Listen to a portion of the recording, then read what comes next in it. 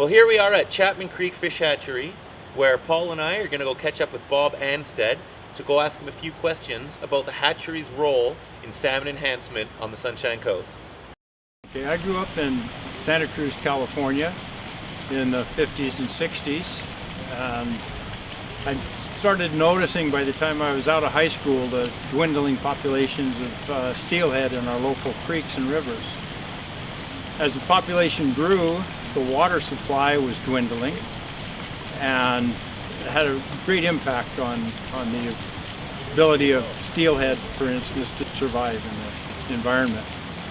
So I decided at that time that I was going to go into fisheries. When I got out of the service, I got into California Fish and Game. Shortly after that, at Oregon Fish and Wildlife. I worked for independent salmon ocean ranching company in Oregon, and then moved to BC. And I've been here now for 25 years, and I've been working at this particular hatchery for 15 years. When we started the hatchery, Chapman Creek had a historical return for coho of between 40 and 80 fish per season, from the 1940s right up until 1990. 1993, we started introducing coho into Chapman Creek, and within 2 years after that we had returns of 1,500 to 2,000 coho coming back. 40 to 80 fish doesn't really provide much of a sustainable fishery, but when you get numbers in 1,000 coho returning to a 3-mile stretch of river, it creates a lot of interest.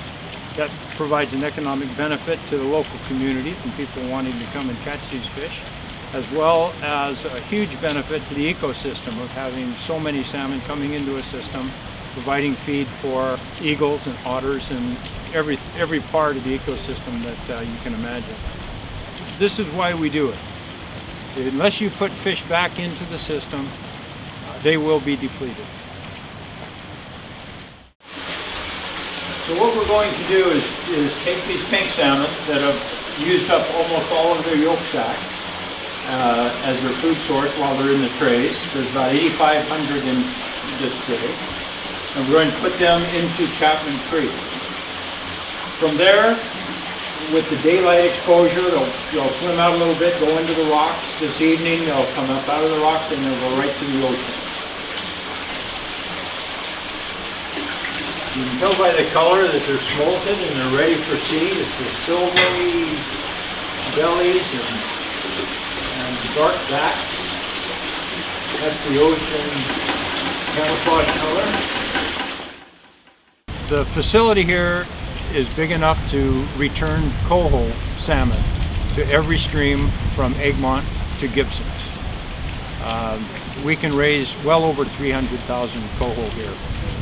We're only allowed to raise and release 70,000 for our own use, and we also work with the Indian bands so that they can release more salmon into their areas as well. In addition to our success with coho, with help from the Seashelt Indian Band, we were able to establish a pink salmon run in Chapman Creek. These fish arrive in July and August and provide excellent recreational fishery. They also provide a lot of nutrient to the stream as far as the food situation when these fry are coming out of the gravel.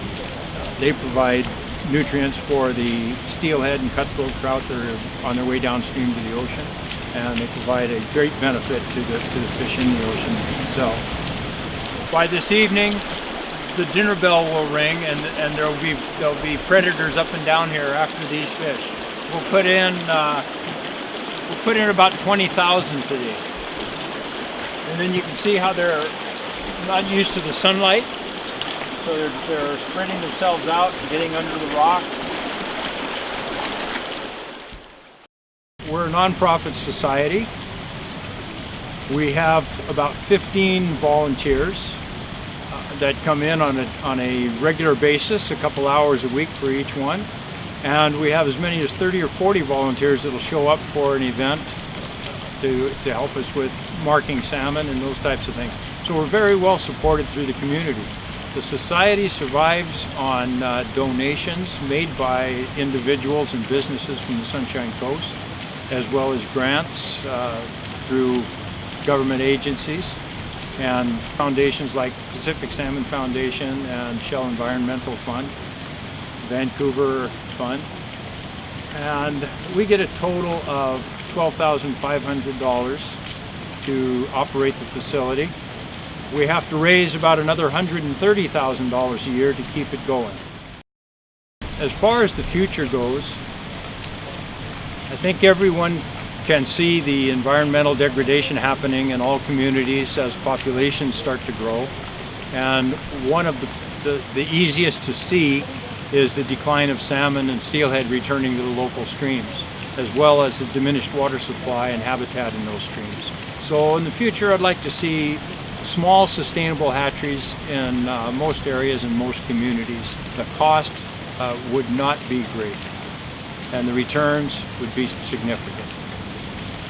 And so now Chapman Creek has Chinook, coho, chum, pink, steelhead, and sea-run cutthroat.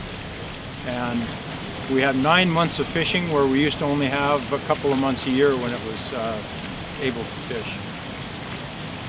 Any community on the coast with a stream can do the same thing that we're doing. So if you want to work with us, we're here to help.